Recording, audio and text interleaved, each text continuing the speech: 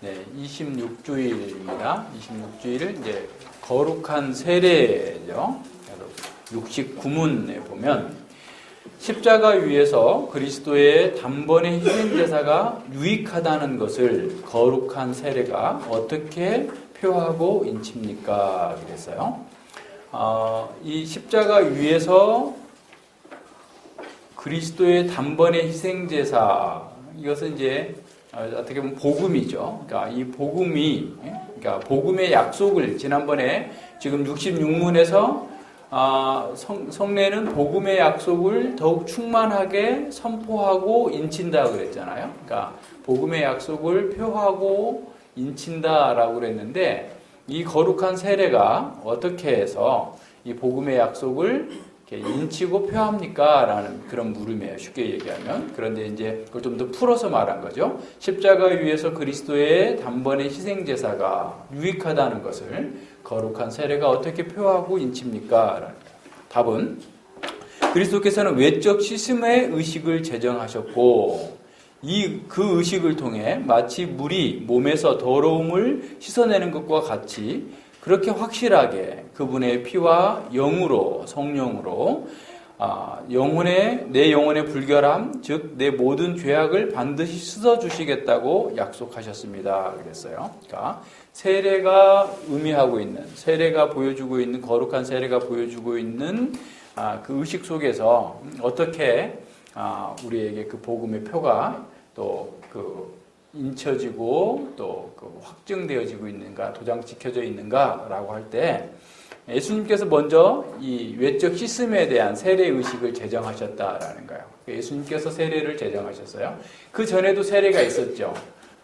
세례 요한도 세례를 베풀었고요. 또 그 전에 이제 유대교에서는 이제 그 개종자 세례라고 그래서 이방인들이 할례를 하고 이제 유대교로 들어왔다 할지라도 다시 이렇게 그 개종자 세례를 베풀었어요. 그게 이제 그런 쿰난 공동체에도 그런 자신들만의 그 공동체에 참여하기 위해서 개종자 세례를 베풀고 이렇게 했었던 것들이 있었죠. 그래서 이제 세례 요한의 세례는 어떻게 보면 그리스도를 맞이할 준비를 하는 회개 세례였다고 한다면 예수님께서 행하신 이 세례는 복음의 약속이 이제 완전 인쳐졌다라는 거예요. 그래서 이제 지난 시간에도 봤던 것처럼 구약의 할례와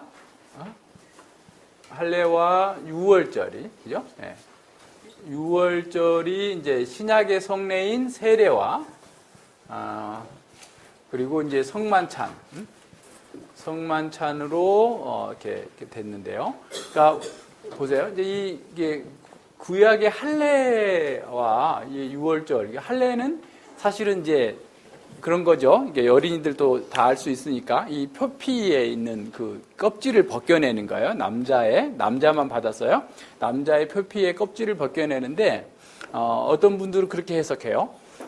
이게 생명이 나가는데 그 죄가 막아버린 거죠. 표피가 막고 있는데 그걸 잘라냄으로써 생명이 이렇게 그 약속이 진행되도록 하는 그런 의미가 있다라는 거죠. 그래서 이 할례는 사실은 죄 가운데에서 우리가 구원받아야 되는데 생명으로 다시 나아갈 수 있으려면 그 죄를 제거해야 된다라는 거죠. 그래서 그 표피를 제거함으로써 죄를 제거하는데 그 죄를 제거할 때 피 흘림이 있는 것처럼, 그죠? 그래서 그리스도의 십자가의 피 흘림을 예표해주고 있었던 거고, 유월절도 마찬가지예요. 유월절도 다른 모든 사람들, 유월절이 어떤 건지 아시죠?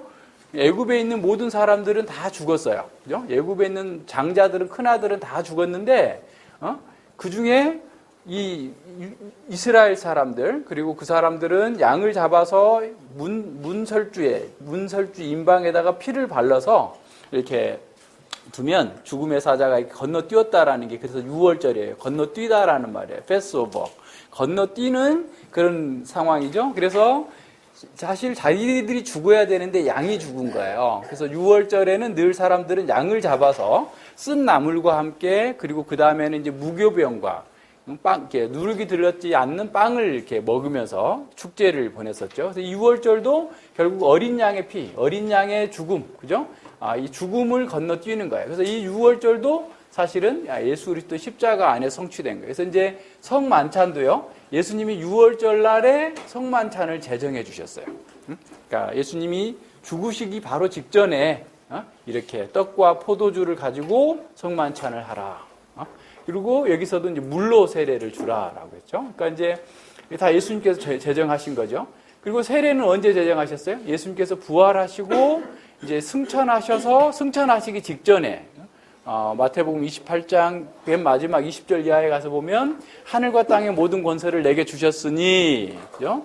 너희는 가서 모든 족속으로 제자를 삼고 그리고 모든 것을 가르쳐 지키게 하고 성부와 성자와 성령의 이름으로 세례를 주라라고 했어요. 그래서 이 할례와 유월절이 사실은 신약의 성례로 이렇게 연속성이 있어요. 연속성이. 그래서 그것을 잘 생각해야 돼요. 그래서 이제 골로새서에 보면 이걸 부인하는 사람들이 있어요. 골로새서 2장 11절 한번 보세요. 골로새서 2장 11절에 보면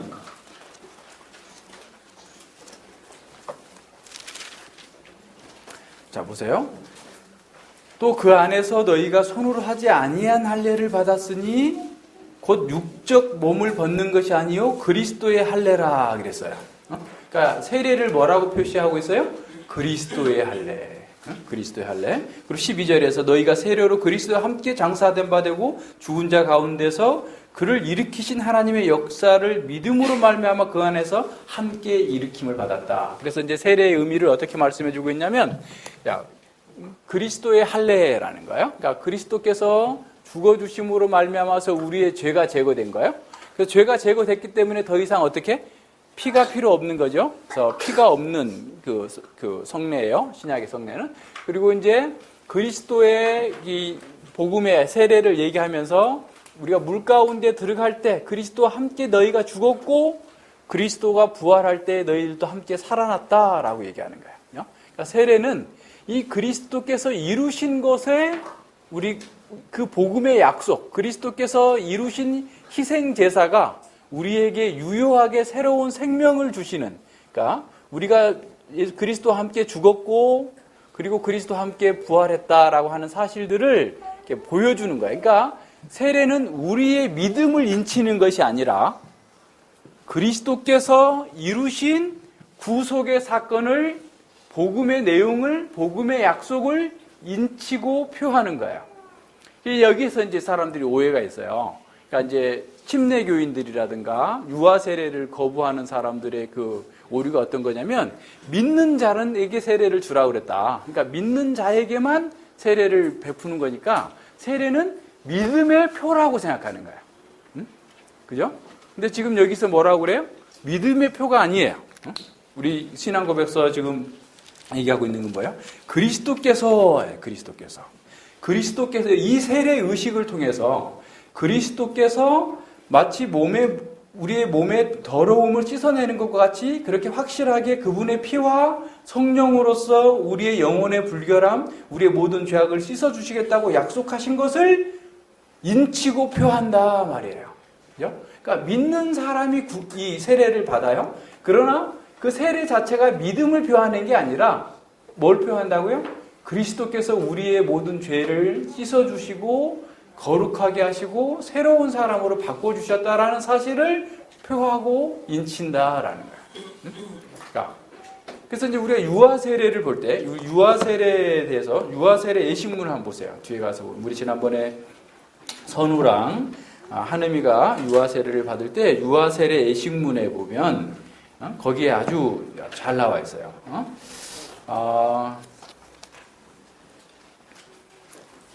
자, 이게 이제 거기 페이지 202페이지, 그죠? 202페이지, 203페이지 쭉 나오는데, 203페이지 보세요. 첫 번째 단락에. 우리가 성자의 이름으로 세례를 받을 때, 그러니까 여기서부터 봅시다. 처음부터 보죠, 그냥. 202페이지. 거룩한 세례의 교훈은 다음과 같이 요약됩니다. 첫째, 우리와 우리 자녀들은 죄악 가운데서 잉태되고 출생하였으므로 본질상 진노의 자식입니다. 그러므로 우리가 거듭나지 않는다면 하나님 나라에 들어갈 수 없습니다. 바로 이것이 침례나 세례가 가르쳐주는 바입니다. 우리가 진노의 자식이라는 걸 보여주는 거예요. 우리가 죽어야 됐다라는 거죠. 이 예식은 우리의 영혼의 불결함을 나타내어 자신을 싫어하게 하며 하나님 앞에서 자신을 겸비케 하고 정결함과 구원을 우리 밖에서 구하게 합니다. 그러니까 우리에게는 의가 없다라는 사실을 이 세례 의식은 우리에게 첫째로 보여주고 있다는 거죠. 둘째, 예수 그리스도로 말미암아 우리의 죄 씻음을 표하고 인치입니다. 그러니까 그리스도로 말미암아 우리의 죄 씻음을 표하고 인치는 거예요. 우리의 믿음을 표하고 인치는 게 아니에요. 그죠? 네. 그러므로 우리는 성부와 성자와 성령의 이름 안으로 세례를 받습니다. 우리가 성부의 이름 안으로 세례를 받을 때 우리에게 성부 하나님께서는 우리와 영원한 은혜의 언약을 맺으셨음을 증언하시고 인쳐주십니다. 성부께서는 우리를 그분의 자녀와 상속자로 삼으시고 우리에게 모든 좋은 것을 공급하실 것을 약속하시며 모든 악을 피하게 하시거나 그 악을 우리의 유익이 되게 바꾸실 것을 약속하십니다. 우리가 성자의 이름 안으로 세례를 받을 때 우리에게 장차 성자 하나님께서는 우리의 모든 죄로부터 그분의 피로 씻기시고 그분의 죽으심과 부활에 연합하게 하실 것을 약속하십니다. 그래서 우리는 죄로부터 자유롭게 되고 하나님 앞에서 의롭다 여김을 받습니다. 우리가 성령의 이름 안으로 세례를 받을 때 우리에게 성령 하나님께서는 그분께서 우리 안에 거하실 것과 우리를 그리스도의 살아있는 지체로 만드실 것을 이 성례를 통하여 확신시켜 주십니다. 또한 성령께서는 우리가 그리스도 안에서 소유한 것, 즉 우리의 죄 씻음과 우리의 삶의 매일의 새로움을 우리에게 공급하여 주십니다. 성령께서는 우리가 영원한 생명으로 하나님의 택자들의 총회에 마침내 흠없이 참여할 때까지 그리하실 것입니다. 셋째, 모든 언약은 약속과 의무라는 두 부분을 포함하고 있으므로 우리는 세례로 주님에 의해 새로운 순종의 부르심을 받고 의무를 지게 됩니다. 우리는 하나님까지 보세요. 자, 어떤 사람들은 세례 받으면 천국 가는 티켓을 땄다고 생각해. 그죠? 그래서 그냥 아무렇게나 그냥 살아도 이제 이게 세례 받았으니까 세례를 뭐라고 생각하니까 자기의 믿음의 표와 인이라고 생각하니까 천국 가는 티켓으로 생각하는 거예요. 근데 그렇지 않다는 거예요. 모든 언약은 약속과 의무가 포함되어 있어요. 그러니까 하나님께서 은혜로 약속을 주셨어요. 그러면 우리는 그 은혜로 약속을 받은 자답게 살아야 될 의무가 있단 말이에요. 그죠? 자, 이것을 이제 간과하는 사람들이 많기 때문에 오늘 우리 한국교회가 좀 엉망인 거예요. 우리는 세례로 주님에 의해서 새로운 순종의 부르심을 받고 의무를 지게 됩니다. 우리는 한 분 하나님, 즉 성부, 성자, 성령 하나님께 붙어 있어야 하며 그분을 신뢰해야 되고 온 마음과 목숨과 뜻과 힘을 다하여 그분을 사랑해야 합니다. 우리는 결코 세상을 사랑하지 말아야 하며 반드시 우리의 옛 본성을 버려야 하고 틀림없이 하나님을 경외하는 생활에 솔선수범이 되어야 합니다. 우리가 때로는 연약하여 죄에 빠진다 해도 하나님의 자비에 대한 기대를 단념해서는 안 되며 죄에 그대로 주저앉아서도 안 됩니다. 왜냐하면 세례는 우리가 하나님의 영원한 언약을 맺는다는 인이며 신뢰할 만한 증거이기 때문에 그렇습니다. 자, 비록 우리 자녀들이 이 도리를 모두 이해하지 못한다 하더라도 그것 때문에 자녀들을 세례해서 제외시켜서는 안 됩니다. 마치 우리 자녀들이 자신들이 이해 없이 아담의 정죄를 공유한 것처럼 자신들의 이해 없이 그리스도 안에서 은혜 안으로 받아들여집니다. 왜냐하면 하나님께서는 모든 믿는 자들의 조상인 아브라함에게 그리고 우리와 우리의 자녀에게 이렇게 말씀하고 계시기 때문입니다. 내가 내 언약을 너와 내 대대 후손 사이에 세워서 영원한 언약을 삼고 너와 내 후손의 하나님이 되리라. 베드로 사도는 또한 이렇게 증언합니다. 이 약속은 너희와 너희 자녀와 모든 먼데 사람 곧 우리 하나님이 얼마든지 부르시는 자들에게 하신 것이라. 사도행전이죠. 그러므로 하나님께서는 옛 언약의 시대에 유아들에게 할례를 베풀 것을 명령하셨습니다. 이 할례는 언약의 인이며 믿음으로 의롭게 된다는 인이었습니다. 또한 그리스도께서도 유아들을 그분의 팔로 안고 손을 얹어 축복하셨습니다. 새 언약 시대에는 세례가 할례를 대신하게 되었습니다. 그러므로 유아들도 하나님의 나라와 그분의 언약의 상속자로서 세례를 받아야 하며 그들이 자라갈 때에 그들의 부모들은 그 자녀가 받은 세례의 의미를 교훈할 의무가 있습니다. 이제 우리가 하나님의 영광과 우리의 위로와 교회의 건설을 위하여 하나님이 이 거룩한 성례를 행하시기 위해 하나님의 거룩한 이름을 부릅시다라고 나오죠. 그래서 이 세례와 관련해서 아주 계속 가르쳐야 돼요. 그래서 이제 그러니까 유아들 또한 어떤 사람이라고요? 언약의 자손이에요. 근데 그 유아들이 유아 세례를 받았다고 그래서 이제 또 하나 또 여기서 문제가 있는데, 유아 세례를 받았으면 그러면 어떤 사람들은 유아 세례를 그러니까 이제 하여튼 양극단이 있어요. 항상 어디 가나 양극단이 있어. 그러니까 오늘 또 이제 그리스도인의 사회 참여에 대한 양극단이 있고, 하여튼 모든 그 상황에서 양극단이 있는데, 그러니까 침례교 쪽이나 이제 우리가 지난번에 은혜 언약 책에서 말하는 새 칼빈주의, 그죠? 뉴 칼빈이즘, 여기서는 유아 세례를 인정하지 않죠. 그러니까 언약을 인정하지 않는 그런 칼빈주의자들이에요. 그러니까 사실은 칼빈주의에서 언약을 빼면은 사실은 별로 남는 게 없어요. 따지고 보면. 그런데 개혁주의에서, 그러니까 개혁주의가 아니죠. 근데 이제 그 개혁주의 내에서도 유아 세례에 대해서 두 가지로 생각하는 사람들이 있는데 뭐냐면, 첫 번째는 뭐냐면 유아 세례는 곧 중생의 증거다. 중생을 보장한다. 라고 생각하는 거야. 이게 가정적 중생을 얘기하는 사람들이에요. 아브라함 카이퍼를 비롯한 그런 화란 개혁파에서 잘못되게 생각한 거예요. 그러니까 이제 그럼 얘가 이제 중생하지 못했다 그러면 나중에 가도 회심의 증거가 나타나지 않으면 그럼 그 유아 세례가 거짓이라는 말이 되잖아요. 그러니까 유아 세례가 중생을 보장한다고 생각하는 거죠.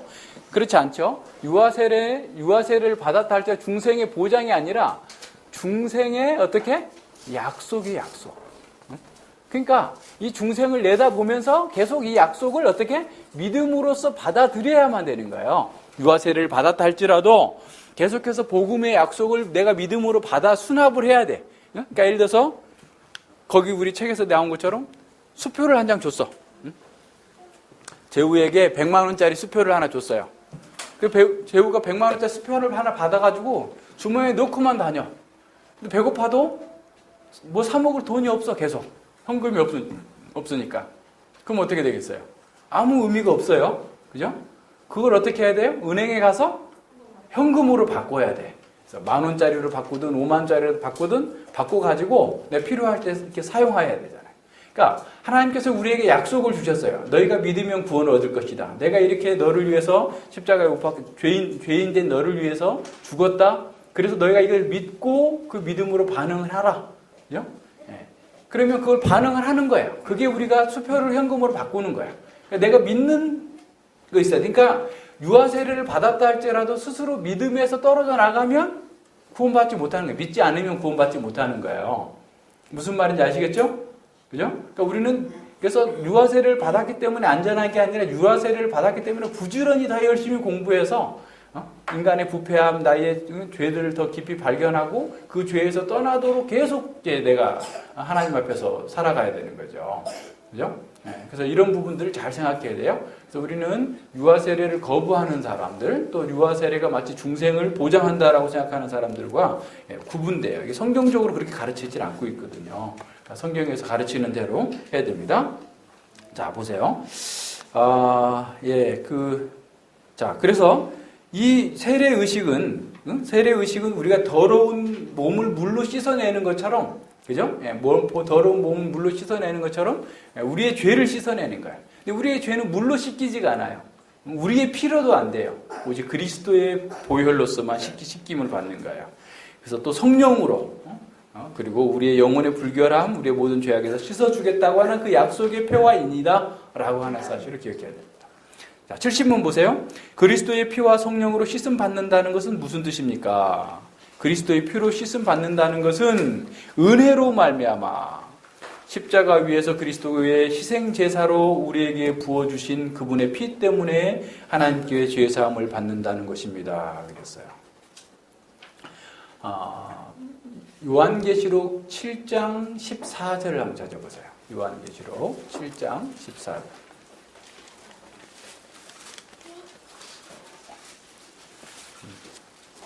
요한계시록 7장 14절에 보면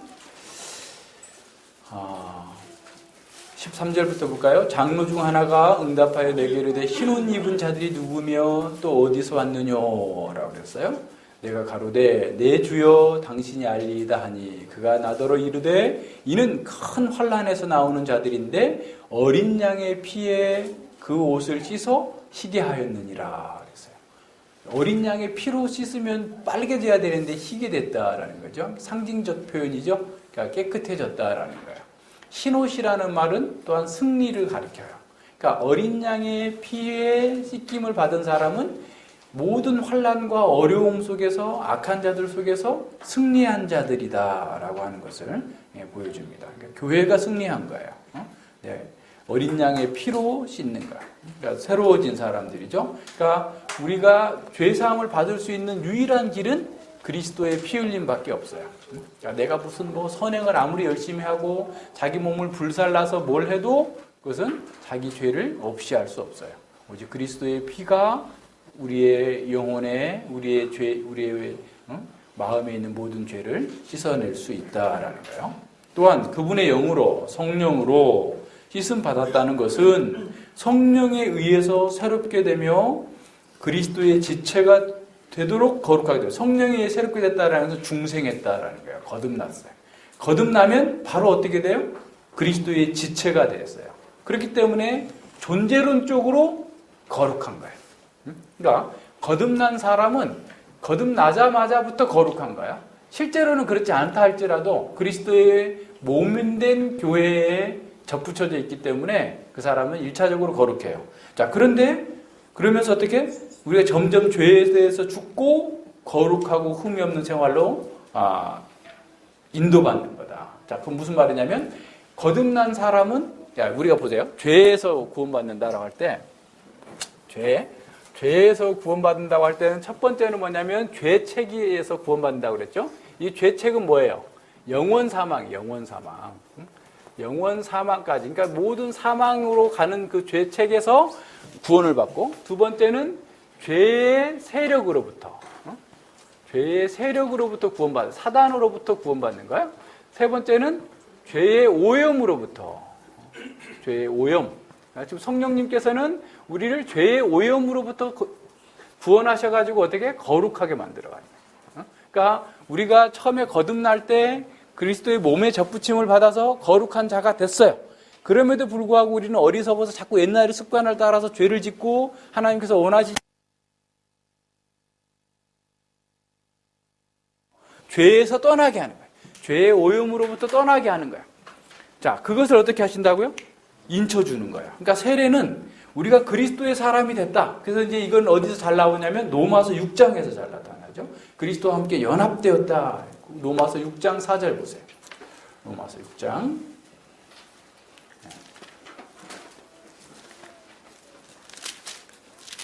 로마서 6장 4절에 보면 그러므로 우리가 그의 죽으심과 합하여 세례를 받음으로 그와 함께 장사되었나니 죽었어요.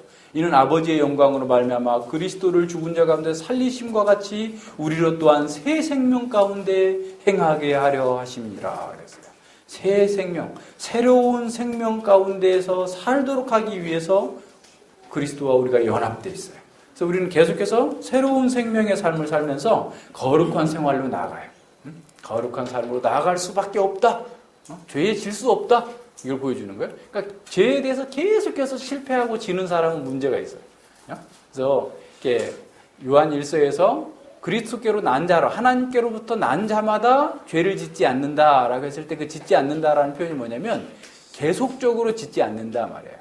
고범죄를 짓지 않을 뿐만 아니라 계속해서 죄에 넘어질 수 없다. 왜냐하면 로마서 5장에서 말하고 있는 것처럼 율법이 가입한 것은 범죄를 더하게 하라지만 죄가 더한 것에 은혜가 더욱 넘쳤기 때문에 죄보다 하나님의 은혜가 그냥 더 세기 때문에 우리가 더 이상 죄에 머물러 가지고 죄의 종살이라는 삶을 살 수 없다라는 것을 보여줘요.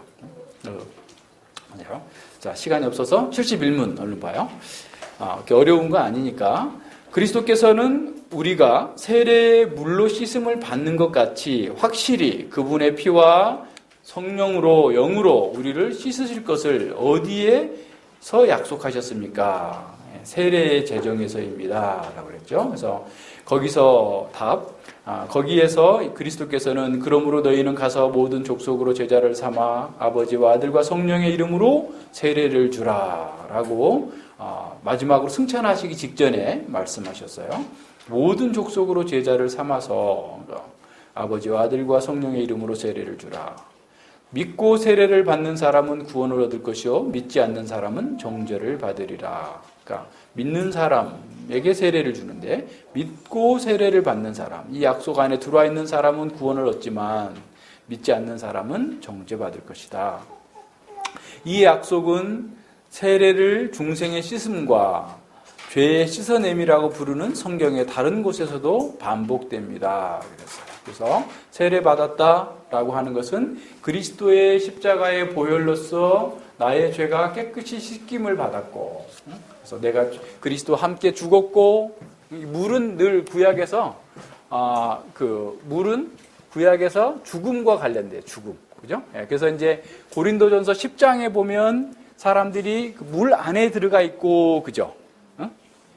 출애굽 상황을 얘기하면서 구약의 백성들이 세례받았다라고 하는 걸 그렇게 표현하고 있어요. 그래서 물은 사망, 죽음과 관련. 그래서 물 안으로 들어갔다라고 하면은 예수님 안에서 내가 함께 죽었다. 예수님의 십자가와 함께 내가 죽었다라는 것이고, 물에서 다시 나왔다는 그리스도 안에서 새 생명으로 산다라는 거예요. 그죠? 이 세례가 표하는 것, 인치는 것은 우리의 믿음이 아니라 우리를 위해서 구속하신 그리스도의 구속의 은혜를 우리에게 인쳐주고 표해준다라는 거예요. 그래서 이렇게 세례를 받은 사람은 늘 어떤 삶을 살겠어요? 그리스도에게 합당한 삶을 사는 거예요. 그죠? 그리스도와 세례를 받은 사람, 그리스도의 세례를 받는 사람은 온전한 믿음의 삶을 살아가는 거예요. 그래서 우리가 지금은 다 부족해요. 누구나 다 마찬가지예요. 그러나 계속해서 우리가 말씀 가운데에서 그리스도의 삶을 배우고 그리스도께서 우리에게 주신 것들을 따라 순종함으로써 그리스도를 닮아가는 삶이 어디서부터 시작돼요? 세례로부터 시작돼요. 그래서 이 세례가 우리에게 주어진 이 놀라운 의미들을 잘 기억하면서 따라가야 돼요. 자, 기도하겠습니다. 하나님 아버지 감사를 드립니다. 저희들이 죄 가운데에서 영원한 사망을 당할 수밖에 없었던 그런 자리에 있었을 때 그리스도께서 저희를 위하여서 피 흘려 죽으시고 영원한 사망까지 당하여 주심으로 말미암아서 저희들의 죄가 씻김을 받고 참으로 다시 그리스도의 부활과 승천하심으로 말미암아서 우리가 다시 새 생명 가운데에서 하나님의 자녀로서 그리스도의 생명에 참여할 수 있는 자들이 되게 하여 주셨음을 진실로 감사를 드립니다.